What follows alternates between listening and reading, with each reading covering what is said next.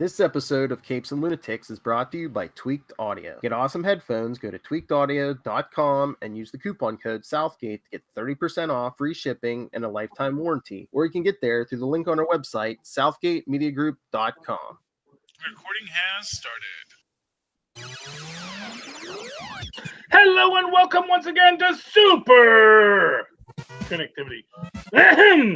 Pardon. I am your host. I'm dying here.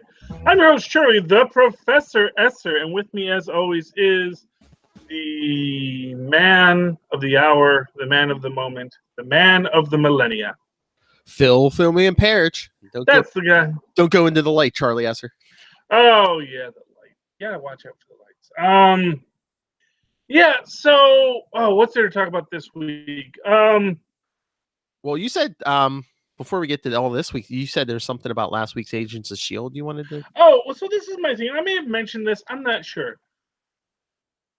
I find it very interesting that as you break down, actually, not even last week's Agents of S.H.I.E.L.D., but really last season's Agents of S.H.I.E.L.D., the basic plot line is the Agents of S.H.I.E.L.D. must travel through time to solve a world-destroying disaster, and in doing so, create a concern that someone that they've come to care for might be blinked out of existence if they follow through with their plan.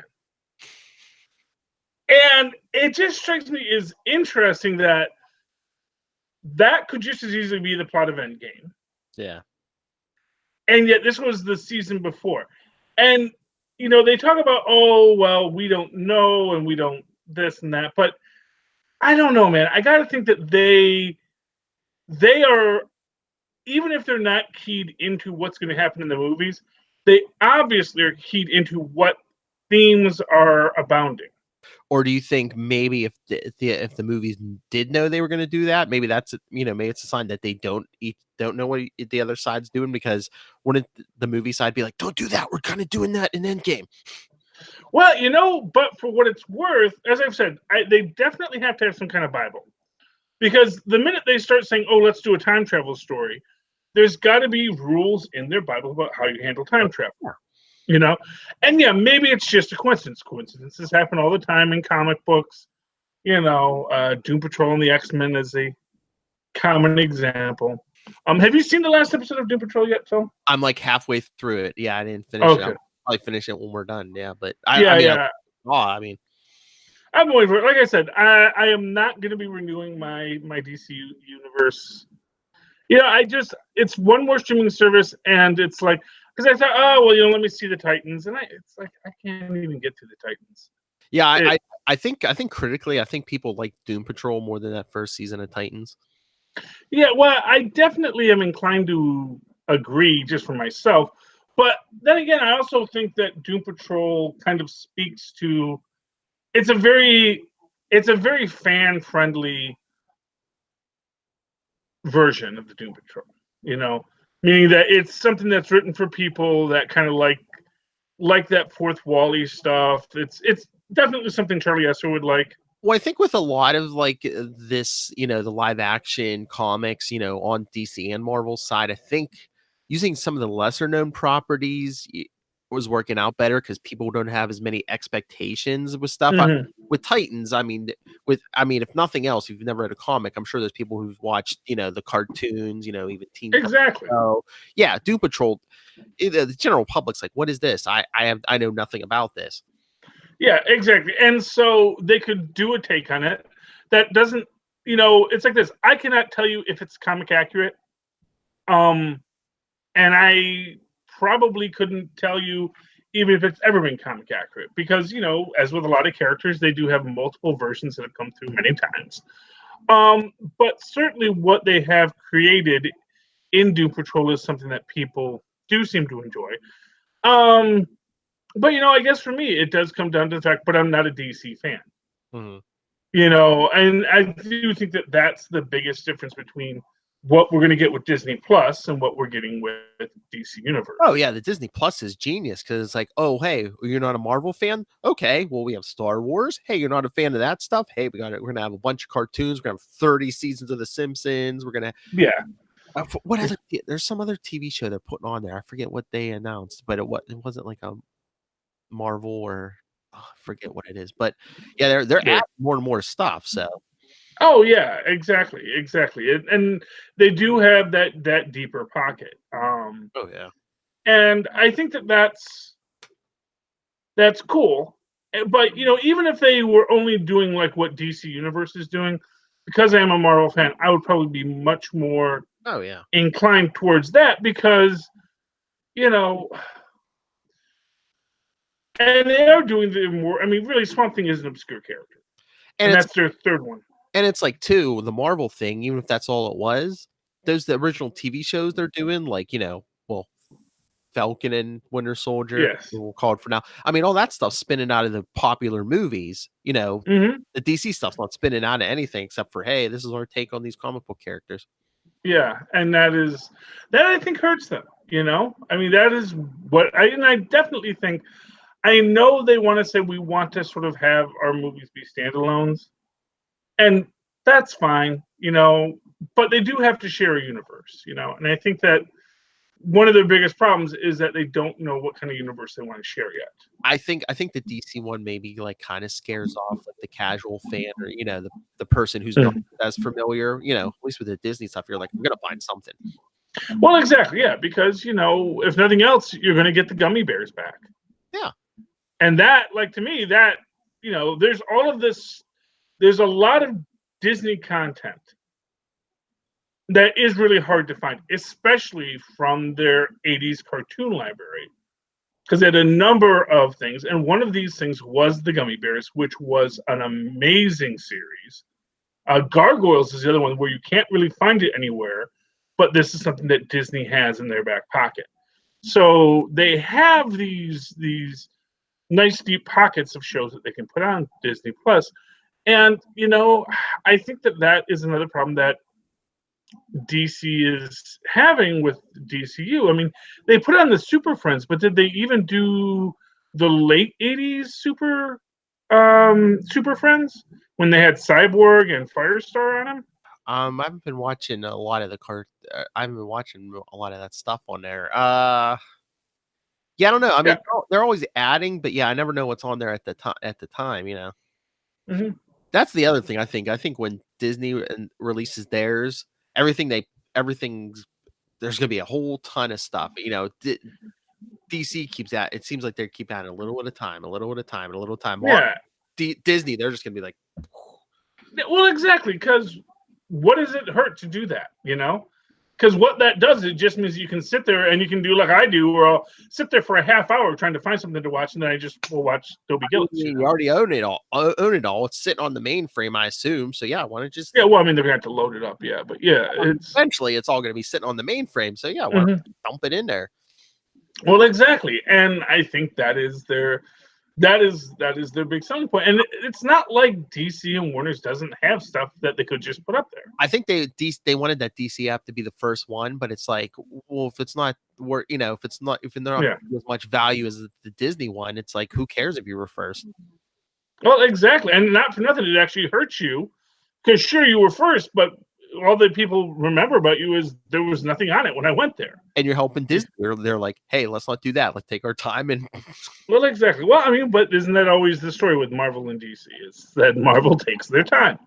And they don't worry about whether or not they're going to, they're playing that long game. You think about it, it took, how many, 10 years to get to Endgame, Yeah. And yes, Endgame winds up being the biggest film in history. But if you think about it as just one piece of a dozen other pieces, some of which were more and less successful, Well, again, it's like those DC movies. They panic at the first sign of trouble. They're like, uh-oh, speed bump. Okay, turn left, turn right. But Marvel, they set a plan, and even if they hit a speed bump, Thor: The Dark World, they keep going. They got a plan. They stick to the plan. And then they make you go watch Thor: The Dark World again, so that we can actually understand Endgame. Oh, But not for that was like the only place to put the ether, you know. yeah. Because otherwise, you got to go fight a freaking Elder of the Universe, and you know that Collector. You don't want it. You don't want to show him your mint condition Captain America. Oh, so I have been thinking a lot about Captain America. Yes. Yes. Well, you know, here is my new fan theory on old Cap at the end of Endgame. That isn't our Cap. Oh. Or to be more specific, that is the actual real Cap. And this is how we're going to sort through why we have the conflicting stories. One where, oh, it is an alternate universe where he lives with Peggy, and the other one is, no, it's the same universe and he was Peggy's husband, all this kind of stuff. And I actually figured it out. Okay, so here's the big fan theory. It's part of the fan theory I've already stated, but this is what I realized. Captain America goes back in time to be with Peggy,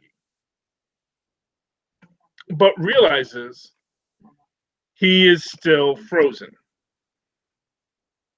And because he realizes he is still frozen, he realizes he's this usurper. So he gets Howard to dig himself out of the ice. And then our Cap, the Cap that we've known for all this time, goes back into the ice so as not to disturb the timeline.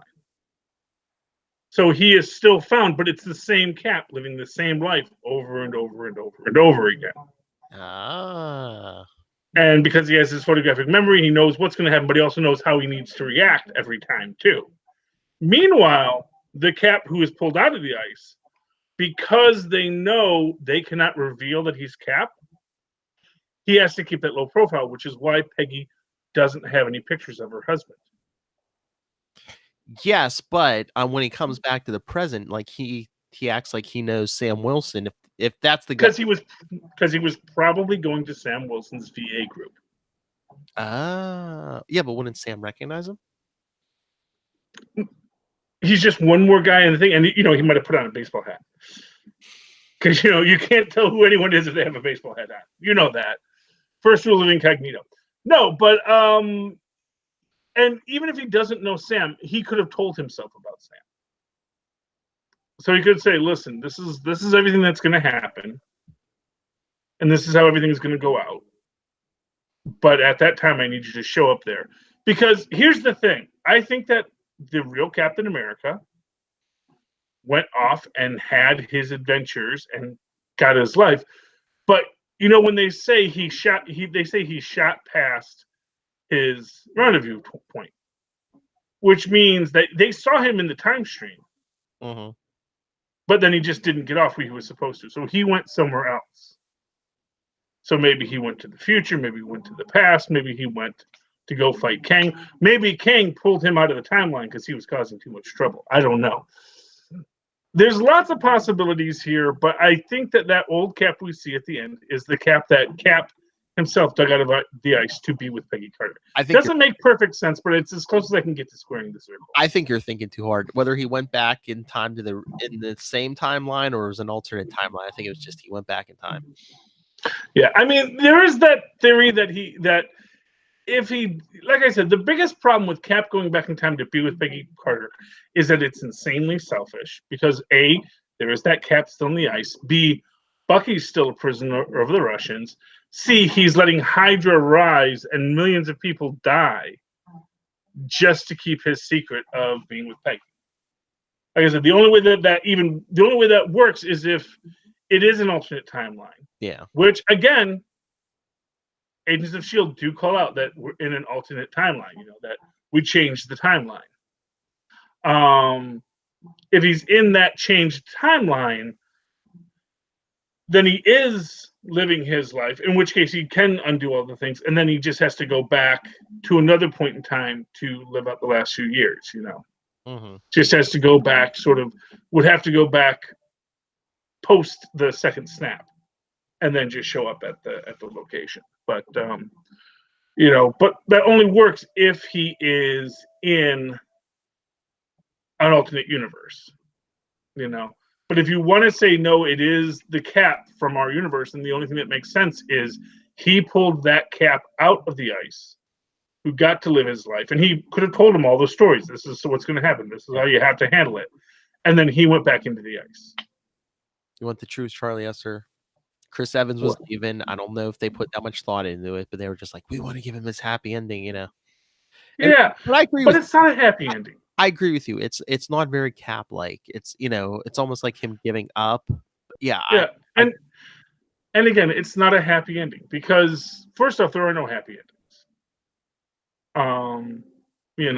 There just aren't.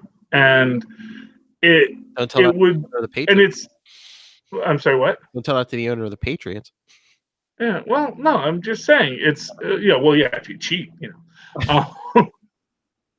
But no, I'm just saying, Cap in that situation has to make a lot of choices that are where he basically becomes Hydra Cap. That's the Hydra Cap universe where he goes back and says, "Not all for me," and saying, "Yep, you go ahead, Zola, you go build everything up." And honestly, that would be such a stress between him and Peggy's relationship. And I think they were looking for an excuse because Cap is such a soldier. It's like, why isn't he, at least the young version of him, showing up in the rest of these movies? I don't know. I mean, they could have depowered him with, with a snap or something. He could have lost the scene. Well, they could have done a lot of things. They could have also, there's also that third possibility, which is my other fan theory, which is that after he pulls himself out of the ice, he realizes that that's who Peggy should be with, and he goes and he hooks up with Betsy Ross, his old handler, when he did the Howler shorts in the 40s. There's lots of possibilities. But I don't know. I'm not. And here's one thing we can say about all these things, all these theories, is that because we now have a time traveling Captain America, there are going to be a lot of these stories we've seen that are ostensibly in the same universe, but are actually broken off and separate. Well, they did say that what if animated series they're going to do on Disney Plus. Mm-hmm. The one story they did confirm, I think, was that that Peggy Carter becomes Captain America and in a certain timeline, and then Steve's just in an Iron Man suit. Yeah, I know, because he's. What if they do that? What if they show Steve's journey? What if he gets lost in the time stream and it's like a quantum leap type thing? Oh no, that would be a really interesting way to handle the entire. And then he's just like he just ends up with a version of Peggy. Yeah. Or you know what? Oh, here's a good idea. Because he does do something, he can't quite figure out how to get home until he is an old man. Yes. So that's why he's there as old man, because that was as close as he could get. He says, close enough. The device breaks or something. Yeah. Anything's possible, So I would love to see Captain America lost in time. Hoping next time that his next leap will be the leap home. Or, oh man, here's one for you. They could do, if they do Kang, they could reveal at the end of it, Kang is actually time-displaced Captain America. Oh. Yes, because all the compromises he had to make. I don't know. Would that set the internet ablaze? Is that a Hydra Cap? That would be better than Hydra Cap. That would be. People would riot. Yeah. But you know what? Why not, man? Why not? And who's to say Kang isn't trying to make the world a better place, man? Got to always subvert the expectations, Yes, he's King the Conqueror, but he's a king of the conqueror for democracy and freedom. Or maybe he's chasing Kang around the time stream. Oh, maybe that's it. Oh, there's one for you. So he's had to fight Kang for 1,000 years, Oh, just like he has in the past. Well, no, that was Korvac. Yeah. Who kept on having him go through time. He kept killing him and rebooting him. Yeah. Although Steve Rogers, Time Soldier. Oh, that's a series I would watch. Speaking of time and running out of time, CBR had a great theory, or not a theory, but a horrific theory. Oh no! There's not well. Remember how the Ancient One said, if we were in a universe without our greatest weapon, the time stone, all of our enemies would, attack us horribly. Where's the time stone? You don't have a time stone in the main Marvel Cinematic Universe right now. Oh, yeah. Because of course Thanos destroyed him. Yeah. Now that sets you up for your plot of Doctor Strange 2, Electric Boogaloo, right away. Because now you can have the you can have the what he calls them. You can have Doctor Strange trying to recreate the time stones. I don't know if I imagined this, but I thought someone with the movie, I don't know if it was the writers or the Russo brothers, I thought someone said that, like, yeah, even though Thanos tried to destroy the stones, he couldn't completely destroy them. Like, I don't know if they changed form, if they're pure energy now, or if they're just like microscopic fragments. But I thought they said, like, you can't completely destroy the stones no matter what. Yeah, well, I mean, that's what we all know. I mean, that's just from basic comic book lore. But it presents a really big problem because obviously, the only reason they were able to defeat Dormammu was because they get him caught in a time loop. Yeah, so I wonder, maybe that is, like you were saying, maybe that's the plot of Doctor Strange too. Maybe he goes looking for whatever the time stone or whatever form it is now. Or this could be an interesting concept if they are going to address anything in Agents of S.H.I.E.L.D. Is, whatever has, because what we saw last week, with Sarge's world destroyed and all the previous worlds destroyed, it's got this harbinger of the birds, which, as I said, is very reminiscent of Thanos using the Reality Stone to turn that boulder into birds in Infinity War, which of course would be stuff that they would know about. So as they're using that, it is possible that what that universe is from is a universe that maybe after, that's the thing, we don't know what happens. What is the negative outcome when Thanos does the second snap to destroy the stones? I mean, haven't they almost everything but confirmed that those snaps basically created them all? I mean, we've got a total of three universe wide snaps. I mean, yeah. And isn't that what creates the multiverse? I mean, you got. Well, it's not what creates the multiverse. It's what allows passage between the multiverse. Basically. Yeah. Yeah. Well, and there is that idea that, and not for nothing, Cap going back in time with all these stones, it's bringing multiple stones into a universe that there should only be a certain number of stones. And then this universe doesn't have them anymore. So, yeah, it's like basically 3 snaps, bringing Infinity Stones between different timelines, all the time travel they did in Endgame. I mean, yeah, they basically switched cheese, time and space.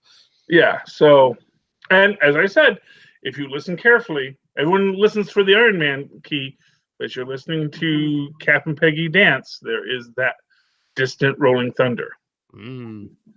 Because the Infinity Stones aren't happy. All right, let's chat some Cloak and Dagger. Let's talk Cloak and Dagger. And speaking, for you, Lilith, the penultimate episode of season 2. This was great. Although I gotta say, it's when they're playing the video game, there is that live action sequence. Yeah. Where a Deshane comes in, and he's actually wearing the black tights. He's wearing the whole despair look. I was a little sad he was not in the tights in this.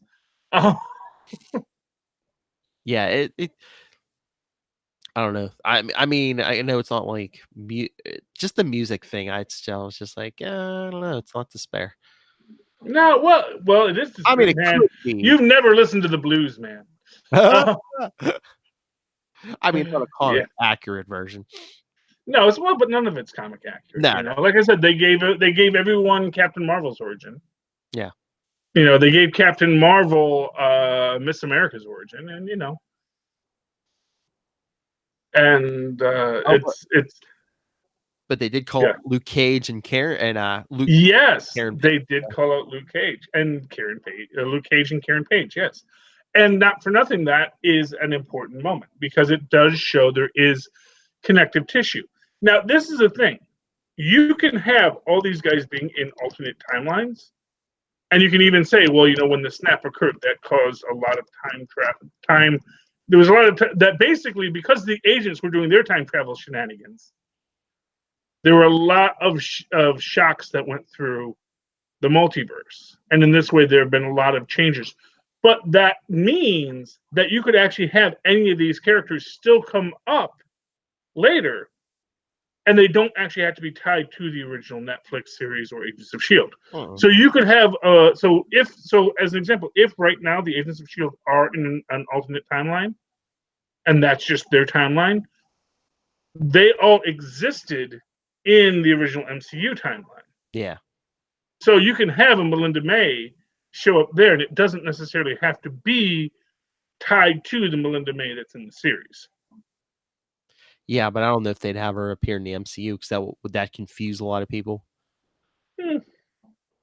No, because here's what I'm going to tell you. They're going to explain it by the end of the current Agents of S.H.I.E.L.D.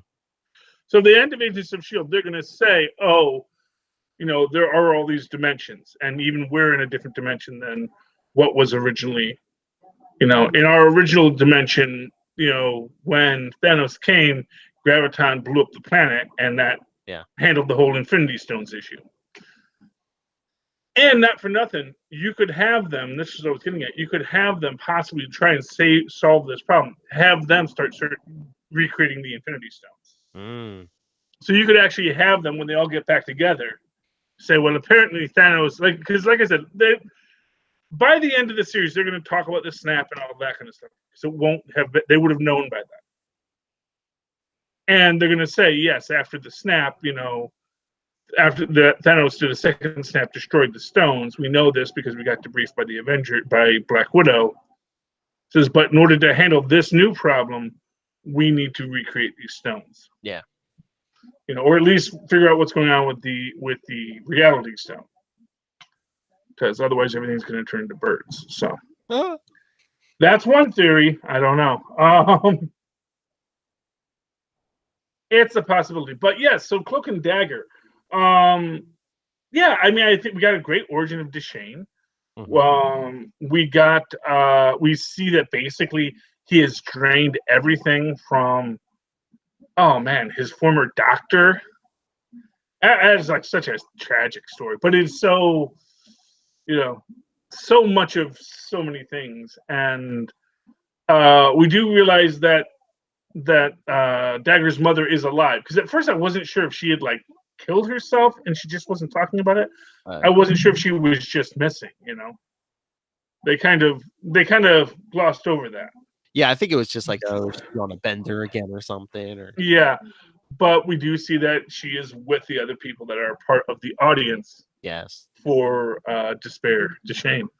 And we see that next issue, they're all in the crossroads of the mind again and all that kind of stuff. And that's going to be exciting, I'm sure. I like Tyrone getting in the criminals' faces, basically. Yeah, I mean, honestly, I don't. Part of me was sitting there saying he is such a kid, because he does not know what he's even asking. He's like, I just want you to stop doing this. Only sell drugs to these people. It's like, come on, man.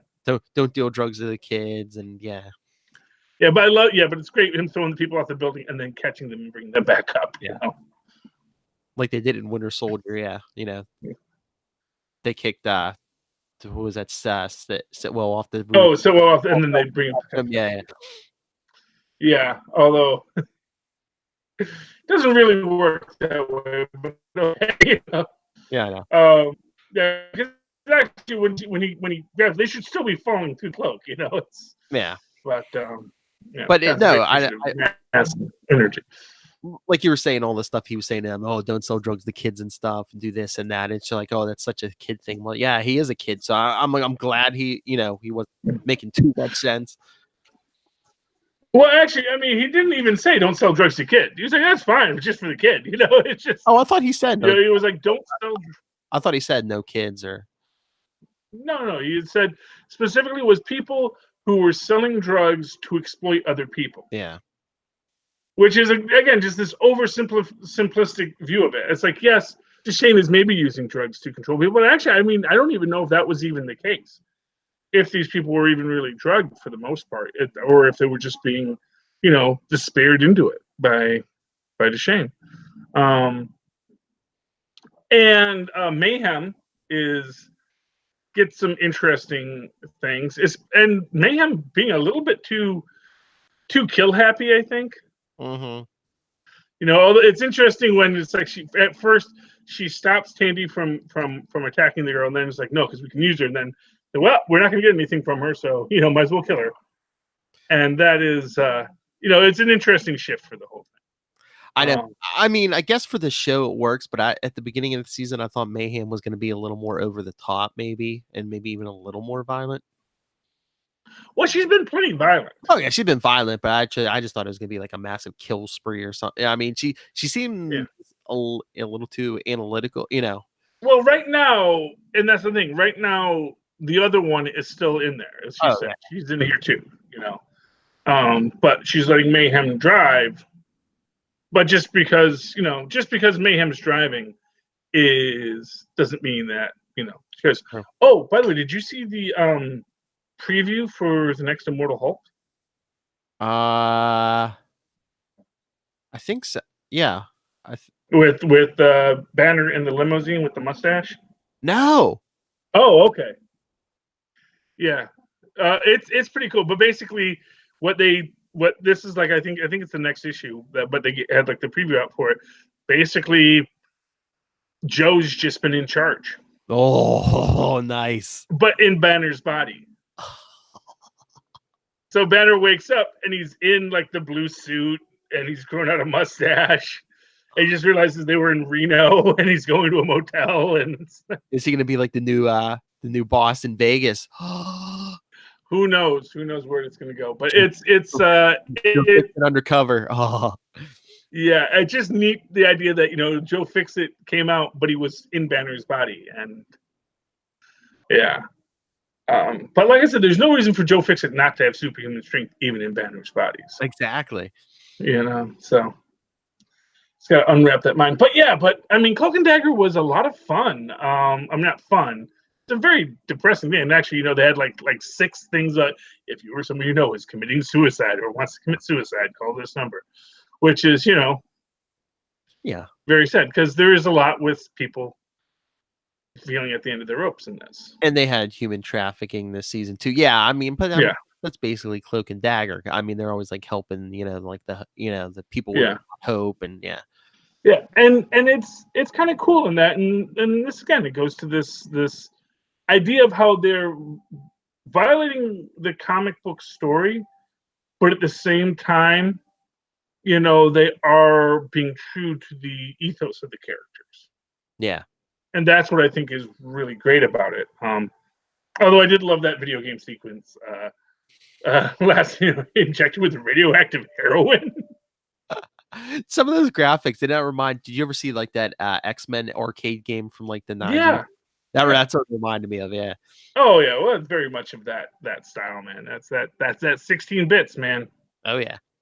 You got 16 whole bits. The sky's the limit. But yeah, it's but I do like Deshane's evolution into being a god. And man, when at the very end, when Dagger throws his dagger and Cloak basically uses himself as like a portal to send the dagger to Deshane. Although part of me wonders if that was maybe not just the missing piece, that they actually helped him cross over. Because as soon as it happens, everyone disappears. Yeah. And then, of course, we see next episode. Speaking of snaps, everyone in New Orleans just disappearing. I know. Where'd everybody go? Yeah. Well, not for nothing. Like I say, I think these people talk a lot more than they let on. But yeah. I mean, I know it's going to be Deshane, but how awesome would that be if that would have been the Thanos snap? Mm-hmm. It would certainly make people full of despair. And you actually had made that suggestion that, what if that superpowers them up, I mean, think about it. I mean, how much despair would be in the world if everyone's just started disappearing. Yeah, and it's certainly Yeah, it's certainly good. I'm very excited about the next week's episode. I'm very excited about this week's episode of Agents of S.H.I.E.L.D., which we didn't get to watch because we were recording. But yeah, I think we've got a lot of interesting things going on over at Agents 2. You know, what is destroying the other worlds? You know, is this going to be something like the Incursions? Yeah. Where it was another Earth coming in and that's what's causing the problems? Is it going to be somehow related to the Infinity Stones? Because not for nothing, that's all stuff they can use, you know. Mm-hmm. And, you know, really anything from Infinity War, you can figure they can use in this series. So it's interesting. It's interesting. You want to talk a couple comic books before we go? Sure. Okay, let's well, let me do War of the Realms: Journey into Mystery. Okay. This is fun. Ares. So last episode, you know, they met the Skrulls. They've gotten out of this, and then apparently they go to Six Gun Territory, which is an old amusement park, but that's actually haunted by all the Western heroes of Marvel. Meanwhile, Ares is interrogating the Skrull camp, which is interesting. I love Ares. But here's the real thing. Not to bury the lead on this. Miles is taking Thor out for a walk, and Thor mentions that, you know, it's a demon child. And then we find out at the very end, after all the cowboy ghosts show up and saying they're waiting for this demon to arrive, we find out that Lausa, Odin's daughter, is apparently a demon. Oh. So maybe this is Freya and Odin's child. Maybe Freya got a little busy with someone else again. You know, another tiny ice giant kind of situation. You know, so that was a lot of fun. I do like the Journey into Mystery. I like the Baldar character in it. He's a lot of fun. And yeah, I really like the Journey into Mystery stories. What have you got that we haven't discussed yet? Oh, Avengers 19. Oh, Charlie Esser, you're gonna want to read this when we're done.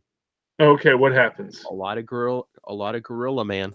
Oh, well, you know you can't go wrong if you have Gorilla Man. Yeah, because like towards the beginning, he's meeting with Ursa Major at the Wundagore Zoo in Transia, because he's like, hey, what's more inconspicuous than two animals talking in the zoo? But I guess Ursa Major's working for them somewhat, because in their conversation, I guess it comes up that Gorilla Man saying, yeah, Black Panther wanted Dracula put in Chernobyl, but like why? But let's. But then Kazar comes and picks up Gorilla Man, because this is kind of taking place around the last issue of War Realms, because they're getting ready for the invasion. They transported as many people from New York as they could in the one, in their Celestial, and basically Black Panther's telling Gorilla Man, your chief of security, saying, get ready for an invasion. Because this takes place around War of the last, because Tony Stark's building Odin his armor. They show. Oh, cool. Yeah. So yeah, Gorilla Man and Kazar were helping them fight off the invasion, but then at the end, they show Gorilla Man talking to what's that? Like that demon dog that was working with the demon dog, Dracula's demon dog. Yeah. And Gorilla Man's talking to him, and basically it's revealed that Gorilla Man's working for Dracula. Ooh. I don't know. I think did they say I'm guessing Dracula, I think they said Dracula basically promised him he could like end his curse. So yeah, he last page is him pledging his loyalty to Dracula. So was it Black Panther's plan to put Dracula in Chernobyl, or did they that's very interesting. We got our War of the Realms Punisher. It's still kind of interesting. Like I said, it does have that dungeon crawl kind of quality to it as they're trying to get through the Holland Tunnel. The only thing that's a little weird is like Punisher is being a little basically. Yeah, I mean, obviously, there's reasons for it. He's okay with the prisoners he freed being used as cannon fodder, but he makes this point about when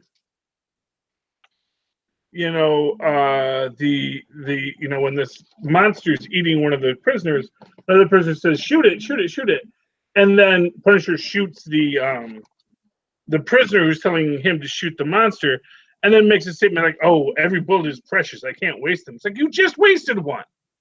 You literally just wasted one. So, but he uses it to shoot out the eyes of the goblin, which will draw the other goblins so you can murderate them as they're all trying to get through New Jersey.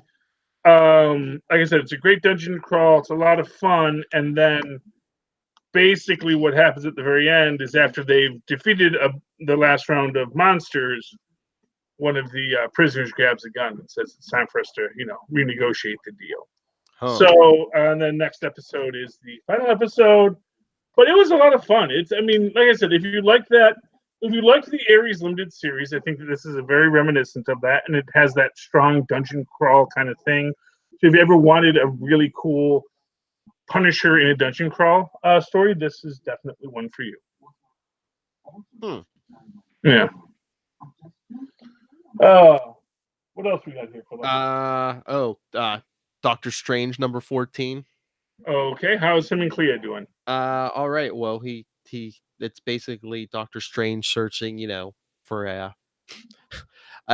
a plentiful planet for Galactus, but something that really isn't teeming with life. Mm-hmm. It takes him a while, but he thinks he finds it, and then Umar's trying to strike a deal with Nightmare. Nightmare's like, I don't have to worry about Galactus, and they're like, well, eventually you're gonna have to. Mm-hmm. But yeah, they battle, to get Galactus through when he eats, but it's a trap, Charlie Esser. It's a trap. Why? Because remember we were asking Mark Wade about, were we going to see a Dormammu Galactus fight? Mm-hmm. Well, it seems someone may have infected Galactus. Uh-oh. Because he says, now he's the ultimate symbiote of technology and magic, a state granted to me by my new herald, Dormammu. Uh-oh. Oh, this is Dr. Doom all over again. Mm-hmm. Yeah. That's interesting. What is Clea and Dormammu's relationship? I think they were like always battling to like control whatever world or dimension. Isn't she like related to him in some ways? Isn't that like her? Because I know Umar is her sister, but isn't she some like? I thought she was actually like his girlfriend at one point or something. Oh, I think he might have been trying to get with her, maybe. Or I wonder if they went through. I'm trying to remember. It might have been some kind of like symbolic marriage to like keep the peace or something. But Umar goes to Mephisto, who's been around pulling a lot of crap lately, and he says, it's interesting you come to me because your brother and I have already forged the pact. So I guess Mephisto's working with Dormammu now too. So yeah, well, everyone does. Our weekly Mephisto watch, because it seems like he's doing a lot lately. He's good. Well, it might be leading up to the Acts of Evil. Something's coming because it seems like he's pulling a lot of stuff lately. And for what it's worth, this is kind of in many ways that first Act of Evil there. Doctor Strange versus Galactus is very much of that kind of idea of, mismatched characters in battles. So maybe. And speaking of magic, Justice League Dark, number 11 was out this week. Ooh. Yeah, this is kind of, it's interesting. So the last episode, the Lords of Order basically told all the magical beings who were hiding out in, I forget what it was called, but basically the land of magic, that if they all left, they could go back to Earth with no memories of ever being magical, and they'd let them live. And they're sort of debating in what to do, and then the Lords of Order just get sick of waiting, apparently, and just start icing everybody. And as magic is dying, including poor old Blue Devil there gets turned to stone. Meanwhile, Wonder Woman and Zatanna are on a side quest and go to Mordru, who is, as he says, the original and only Lord of Chaos. He has this little magical, basically Infinity Stone, but basically, Ruby of Chaos that he agrees to give to Wonder Woman and Zatanna to help them fight the Lords of Order, and then they get the cool supervillainy power upgrade at the end. So that's fun. Yeah, I mean, another good book. I do love the Justice League Dark. Not enough man bad as always, but isn't that true of some? All right, last one I wanted to bring up, Tony Stark, Iron Man number 11. Mm-hmm. Basically, about it. They shut down the escape, they take care of that, but the controller's still rampaging, so Tony has to make up some armor real quick. In armor he calls the God Killer. Look familiar, Charlie Esser? Oh, why that looks like young Mr. Arno Stark's armor. Yeah, and Arno Iron Man 2020, just in time. Arno Stark's nearby taking notes, so. Yes, I did hear that he was in this issue. So I guess what we're getting next year. Yes, well, and it does, and it's like the actual 2020 Arno Stark, right? Well, no, this is it's that same Arno who's around before. I get, Howard and Maria's actual son. Oh, okay. I thought he was like teaming up with the 2020 Arno Stark. No. Okay. And then Tony Stark's ready to almost fall off the wagon because he wasn't drinking real alcohol in the Escape, but there was brain. It seemed like it. That's how it gets sometimes, man. Let me tell you. And he's getting all mopey because he's like, this body's a physical. He was saying this before, but this body's a physical copy. My mind's a digital backup. I'm not the original Tony Stark. Yeah, well. They start a support group with Otto Octavius, There you go. What's to be supported? It's like it's like you don't have to sell me on the concept, Tony. Would you rather be dead? Yeah, exactly. Oh, okay. So yeah, so that was a bunch of great books this week. Anything else you want to talk about before we head out tonight? No, I think we hit a lot of stuff. I mean, I think we did. There's a lot going on in the Marvel universe. Even Lilith can say there's nothing on TV. It's just because she's not watching it, and she's a DC fan. There you go. So yeah, there's nothing on TV. Of course, hasn't been for a while. Oh. Wicked burn. So Philip, if you would like to wickedly burn us and talk about what they watch on television, how can they find us? Well, if you want to get a hold of me, you can always email me, nightwingpdp@gmail.com. On Twitter, I am at nightwingpdp. But yeah, you can follow Capes and Lunatics on Facebook, Twitter, Instagram. But I mean, you can also find Super Connectivity on Facebook and on Twitter at SuperConnectPod. And the voicemail for everything, 614-382-2737. That's 614-38-Capes. And of course, if you'd like to write to me in that old-fashioned email way, like where Maz and Paz once did, you can always do so at superconnectivityblog@gmail.com. That's superconnectivityblog, all one word, @gmail.com. And of course, follow me on Twitter as I live tweet things when I feel like it, like Agents of S.H.I.E.L.D. or Cloak and Dagger, if not recording podcasts at that time, @Charlie Esser, that's CharlieEsser. Look for the 2 E's in the middle. For quality. Bing! Okay. And by the way, make sure you check out the Enough Said podcast over on Southgate Media and Capes and Lunatics, where Maz and I are currently discussing Agents of S.H.I.E.L.D. and, of course, Just Punishments here on Capes and Lunatics. Okay, dear friends, thank you for joining us once again this week. Please be certain to super connect with us again next.